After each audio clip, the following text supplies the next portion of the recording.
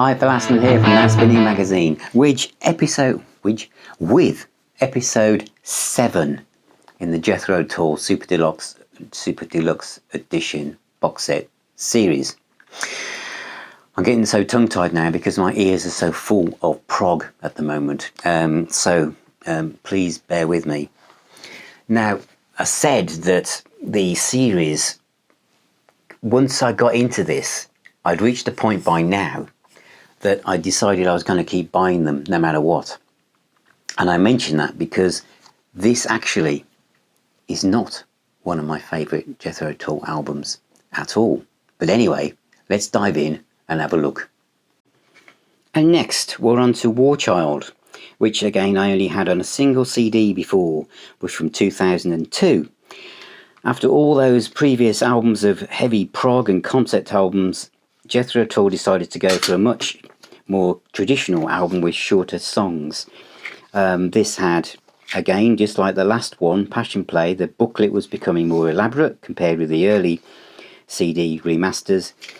But again, not much information about the actual album itself. Now, this is Ritchie Blackmore's favourite Jethro Tull album, so technically it should be mine.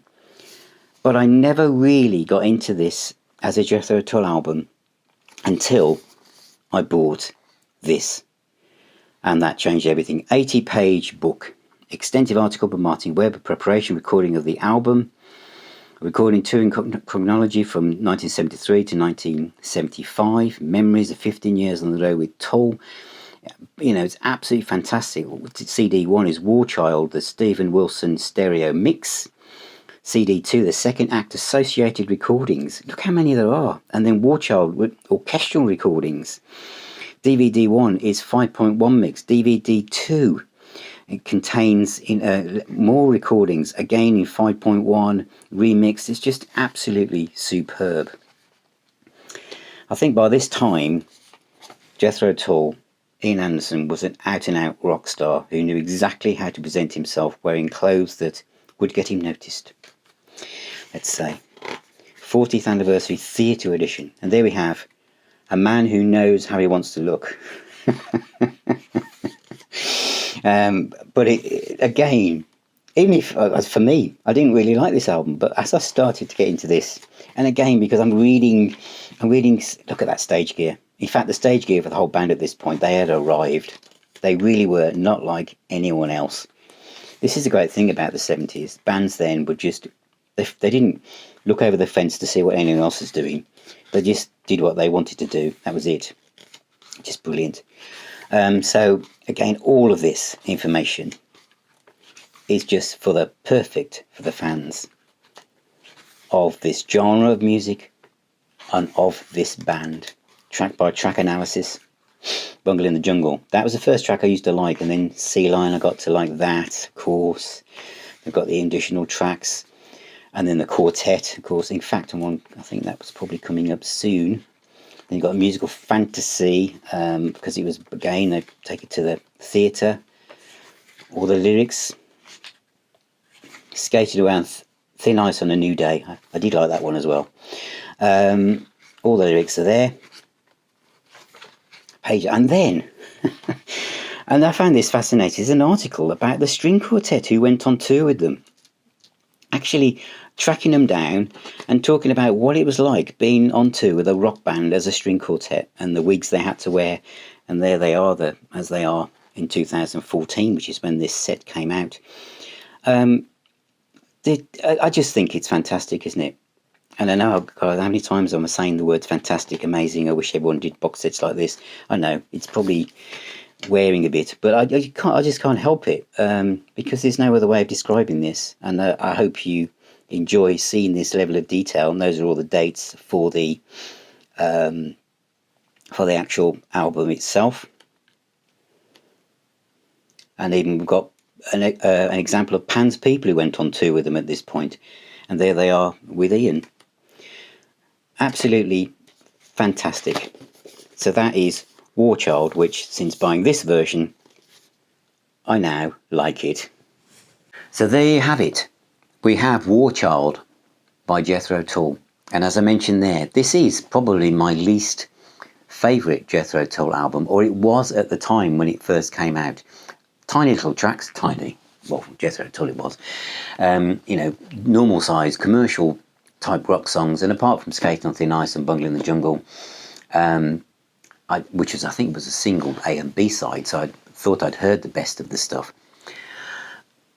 But this changed everything. Because when you have this level of information, it's not so much that it kind of tells you, makes you think, maybe I've got this wrong. It just puts things in a different perspective.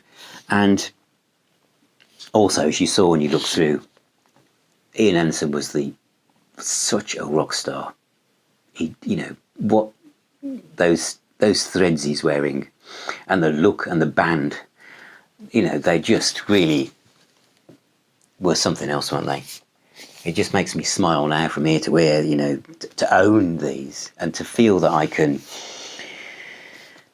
just connect to an album like this at this level of detail.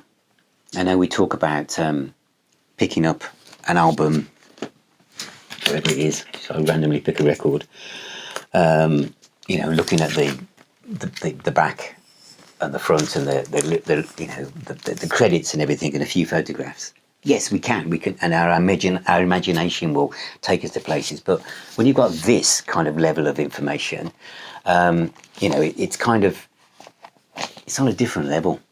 You know, you can put your headphones on, sit up at the corner of the room, and be in another world. And the kind of like topical interviews from the time, they also take us back like a time machine. And, you know, the music will just lives in different parts of your brain. It really is fantastic. So again, I think this one is also very hard to find now. So I don't know whether this had a smaller run, or maybe, unlike me, lots of people were huge fans and just went out and bought it straight away. So that's episode 7. And on episode 8, we'll be looking at Minstrel in the Gallery, which is one of my favourite albums, as you will see. So thank you very much for watching. Thank you for subscribing, and thank you for ringing that notification bell and sharing these videos. It's great to see, you know, all your help and support and what it's doing behind the scenes. And thank you especially to Chris, Clive and Yogi and all my patrons for all the work you do as well in pushing Now Spinning magazine forward and helping me to do the work that I do here. But importantly, I hope that all of you stay safe and, you know, keep away from the dark news as it is, you know, even dark people wearing dark sunglasses on music review sites. Take care, and I shall see you on my next video.